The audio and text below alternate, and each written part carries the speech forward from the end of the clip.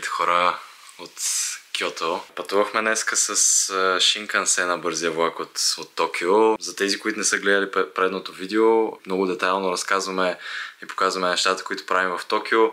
Може да го погледнете точно тук, но общо взето това, което се случва е, че ние в период от 2 седмици сме в Япония, като разглеждаме различни градове и се опитаме да заснемем цялото това нещо в една поредица, за да обясним възможно много нещата, които преживяваме и да сме полезни на някой от вас. Като тук, що буквално се настанихме, като мястото, в което реално ще спим, е традиционен рюкан.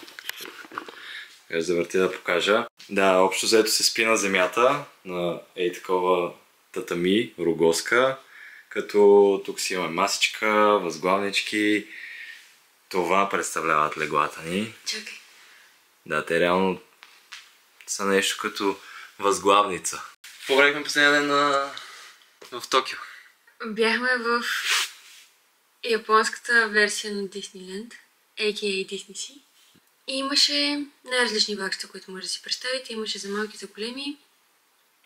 Като разликата, това, което ние разбрахме, защо избрахме всъщност и Disney Sea, разликата между Disneyland и Disney Sea е, че Disneyland е много по Disney, принцешко, Мики Маус ориентед, докато в Disney Sea пак ги имаш тези неща, не са нямаш принцесите, това със сигурност, но там е много по-японско настроено, в смисъл всичките неща, които имаш да интерактваш с тях са само на японски. Например, имаш повече атракциони. Наистина е направен, поне в моето съзнание е направен повече за възрастни, тъй като нещата са доста по-бързи, доста по-екстремни, готини. Има и неща за деца, но има много повече неща за възрастни, но като цяло супер яко е направено. Та сега се обличаме и тръгваме да разглеждаме Киото. Тук времето е значително по-топло. Мисля, че с едно... 23 градуса в момента. Да, с едно 5-6 градуса по-нагоре, тъй като и по-на юг. Така че отиваме да се разхождаме, по-тениски сме и да ви показваме какви неща има тук.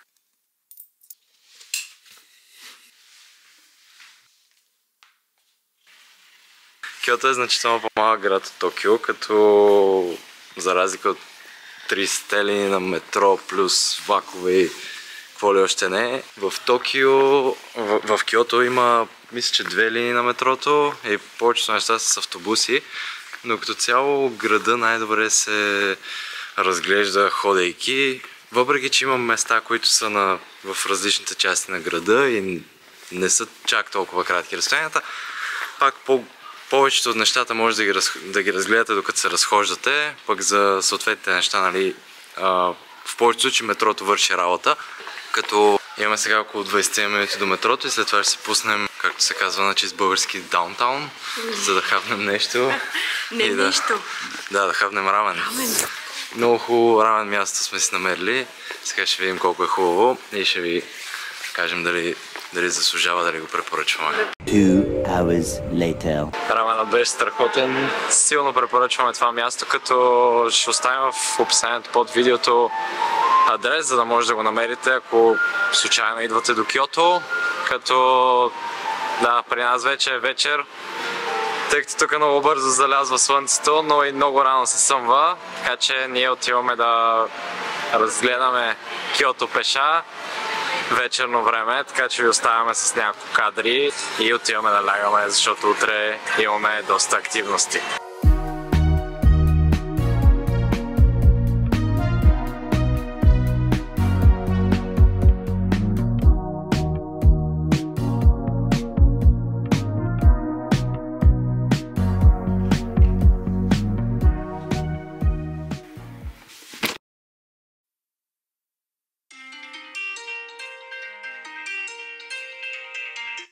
Добро утро от втория ден в Киото. Исках да ви разкажа малко повече факти за Киото. Интересното на Киото е, че това е столицата, която е била най-дълго време столица на Япония. Мисля, че повече от 1000 години е била столица по време на императорите. Тук е бил императорския дворец и общо взето тук се управлявала страната, като ние също имаме план да посетим и императорския дворец, който тук е отворен за посещение, за разлика от Токио, където не може да влезнете вътре. Ние вчера бяхме реално в Гьон, което е кварталът с гейшите, като беше много интересно наистина да минем през него, да видим архитектурата, нещата, които се случват. Те все още се случват, все още има гейши, които се обучават там. Даже тук е едно от най-старите места, където единствено обучават на определени танци и изкуства.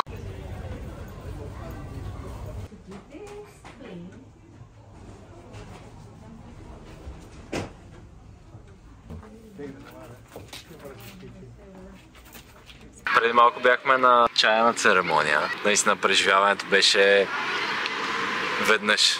Просто не може да се опише цялото нещо. Ако дойдете в Япония, задължително трябва да направите това, чайна церемония, тъй като това според нас е един от най-добрите начини да се докоснете до културата, която имат тези хора и наистина да усетите какво е да сте в тази култура, защото ние буквално бяхме в правихме го заедно с жената, която ни показваше, тя ни разказваше и исторически неща, като например, че мачета реално идва от Китай, не от Япония, но един човек си я пренася сиц преди около 800 години и така реално тук се започва традицията и беше наистина доста впечатляващо. Имаше си даже персонал поведение към всеки един от нас. Ние бяхме 15 човека група.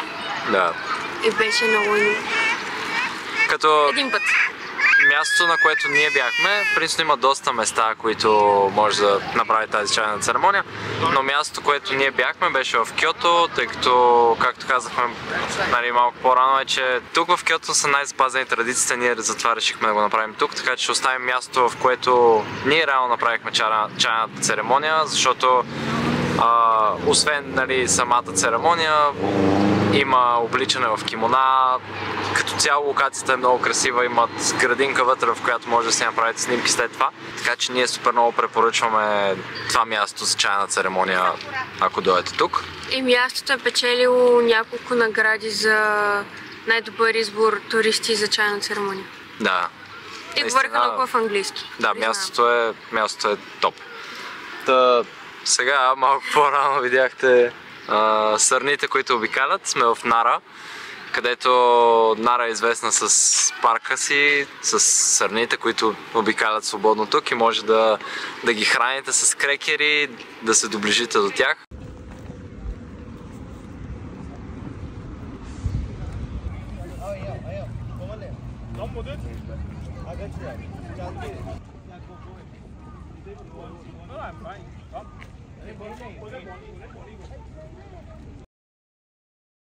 Арашияма Мънки парк. Това иска да кажа. Добре. Здравейте хора, третия последен ден в Киото. Днес сме в Арашияма, което е една местност, в която има много различни паркове и възможности да се разходите сред природата. Като в момента слизаме от парка с маймуните, в който може да видите маймуни, чиято порода нямам идея каква е, но ще я сложа тук, в тяхната натурална среда, буквално да се разхождат сред вас, което е супер интересно, наистина, и за големи и малки. Сега слизаме надолу. Другите неща, които имаме да видим тук, са Бамбуковата гора, като за нея има два варианта, които ще ги оставим в описанието под видеото, тъй като са сложни за произнасяне. Но едната е туристическата, в която всички ходят. Да, са абсолютно всички инстаграм снимки и общо взето, ако искате да отидете там, трябва да станете в 4 часа, нали, за да няма хора, ако искате да я видите както си е. А другата, която прилича на 80% на тази, е на около 15-20 минути ходене пеша от предходната, така че тя се очертава да има много по-малко туристи, поне това, което ние проучихме. Пък после, като стигнем, ще ви покажем дали реално е така. Иначе за Маймунския парк, това, за което може да се подготвите, е, че има голям хайп. Доста изкачване, примерно около 20 на 30 минути. Наклона не мисля, че е чак толкова голям, но не е и малък. Значи за мен наклона си е прилично голям. В смисъл сега, Не е в геомилев изкачването с колата по павето, но е... Да, просто подгответе, има пейки за почивки, наистина хората си го помисли, може да седнете, ние седнахме няколко пъти, така че няма проблем. Но има 3 неща за Monkey Park, които трябва да запомните и те са много важни и са основните им правила. Не трябва да ги гледате в очите, не трябва да насочите телефон към тях или камера и най-важното, не трябва да спазвате поне 2 метра дистанция между вас и маймуната, защото съответно те винаги могат да ви нападнат.